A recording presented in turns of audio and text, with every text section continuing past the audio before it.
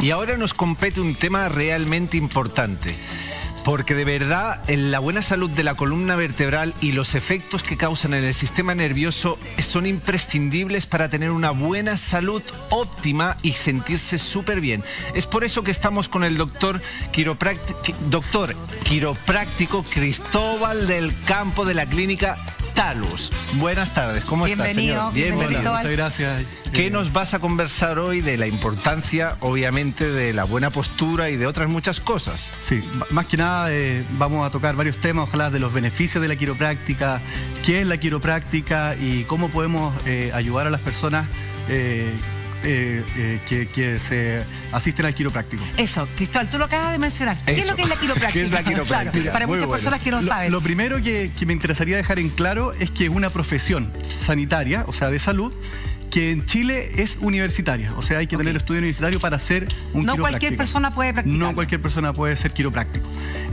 Y que tiene más o menos 120 años y que fue creada en Estados Unidos por Palmer. ¿Ya?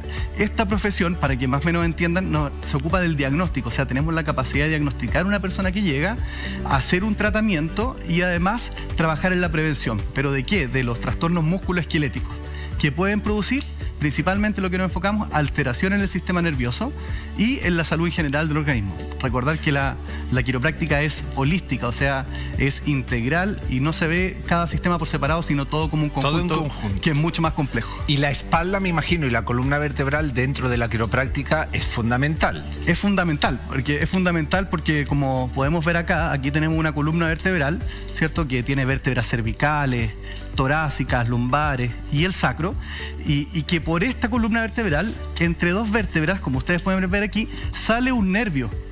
Y ese nervio es fundamental porque lleva la información, ¿cierto?, a los músculos, a los órganos e incluso trae la información desde las extremidades. Por ejemplo, si yo me pincho un dedo, lo voy a sentir porque va a viajar a través de este nervio que va a ingresar y va a llevar la información a nuestro cerebro para que se haga consciente. Todo está conectado. Todo está conectado, por eso es importante, ¿cierto?, principalmente la columna vertebral, porque podemos hablar que se pueden encontrar lo que nosotros llamamos subluxaciones, que es súper complejo de entender, pero en términos simples, ¿qué es la subluxación? Sí, sí, para que podamos entender un poco, es un desalineamiento de la columna vertebral. ¿Un desajuste? Sí, un desalineamiento o como un desajuste, que biomecánicamente hablando, la columna se va a mover de manera normal, pero en algún punto puede dejar de moverse en algún segmento de la columna. ¿Ya? Vale. Si eso pasa, va a alterar el funcionamiento del sistema nervioso. Entonces nosotros trabajamos para que el sistema nervioso funcione bien. En resumen, si el sistema nervioso funciona bien, los músculos funcionan bien, los órganos funcionan bien, ¿ya? Y eso es lo más importante, mejorar el funcionamiento global del organismo. O sea, hay una atención centralizada en el sistema nervioso. Sí, sí, principalmente. ¿Y cómo lo trabajamos nosotros esto? Principalmente, no exclusivamente, con ajustes quiroprácticos.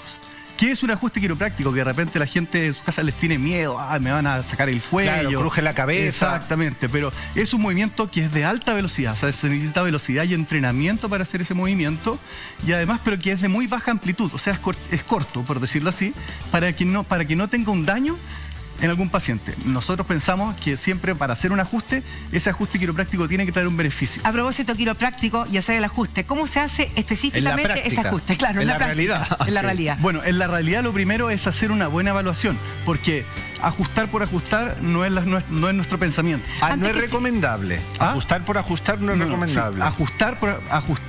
O sea, la subluxación de lo que yo te hablaba de esto puede estar en silencio y no generar síntomas. ¿Cuándo tú sabes cómo ajustar? Y tengo otra pregunta. ¿Cuándo sé que tengo que ir a verte a ti versus un kinesiólogo? Ya, perfecto.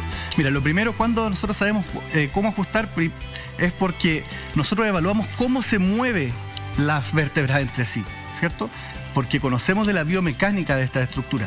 Y en algún lugar donde no se mueva bien, ¿cierto?, podríamos hablar que podríamos corregir esa disfunción que está pasando en la columna. Además, si lo asociamos con la condición clínica que viene la persona, o sea, hacerle hartas preguntas, lo que nosotros llamamos anamnesis, nos va a indicar más o menos qué es lo que le está pasando.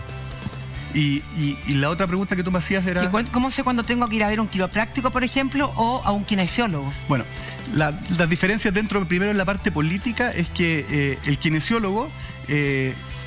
yo también soy kinesiólogo, entonces soy kinesiólogo y quiropráctico, recibe una orden médica para hacer un tratamiento, ¿ya? Kinésico. ¿Sí? Eso viene del traumatólogo. Del traumatólogo, porque no solamente se ve las partes musculoesqueléticas, el kinesiólogo ve la parte respiratoria, neurológica, etcétera. Pero el quiropráctico es de primera atención, ¿cierto?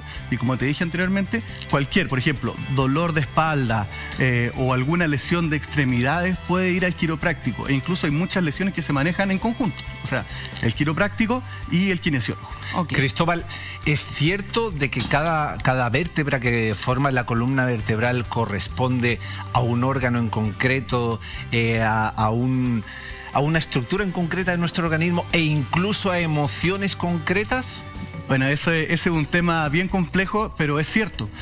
Como yo les mencionaba anteriormente, los nervios, ¿cierto?, que salen de estos forámenes o orificios, desde entre una vértebra y otra, van a llegar a un músculo específico o van a llegar, y ese mismo también va a llevar información a un órgano específico, ¿ya? Músculo y órgano. Claro, y también va a traer información sensitiva de alguna región del cuerpo.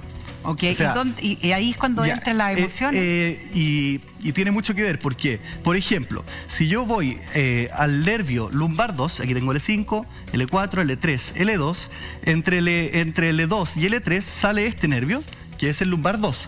Ese nervio va a dirigirse, en conjunto con el 1 y el L3, a inervar un músculo, que se llama el músculo psoas mayor, o más conocido también como iliosoa o psoas ilíaco. Ese músculo, la función que hace es esto, la flexión de cadera. ¿Ya? ¿De acuerdo? Entonces, pero también ese nervio se relaciona e inerva al riñón.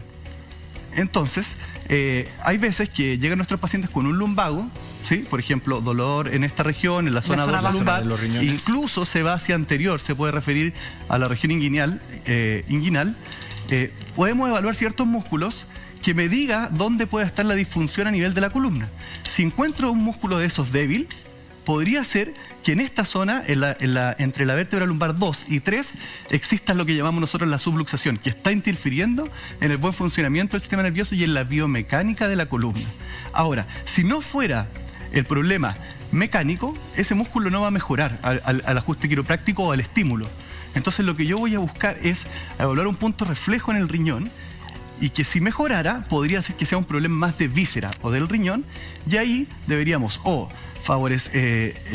educar, ¿cierto?, de qué podría hacer para mejorar la función del riñón. A lo mejor Sergi lo tiene mucho más claro que yo en ese sentido. No, pero bueno, es bueno siempre el consumo de agua, como hablaban anteriormente, 2 a 3 litros al menos al día, pero también a lo mejor derivar, ¿cierto?, a un especialista. Y dentro de nuestra anamnesis preguntar si tiene disuria, que es dolor al orinar, poliuria, exceso de orina, ¿cierto?, o hematuria, ya más grave, que tiene sangre en la orina. O sea, Cristóbal, a través del dolor tú puedes detectar la parte de el músculo, un órgano y lo emocional. O sea, en teoría sí, pero ojo que el dolor es un síntoma, claro, que como hablaban anteriormente, nos va a dar una alarma, pero nosotros no vamos al dolor a atacar, vamos a mejorar la función.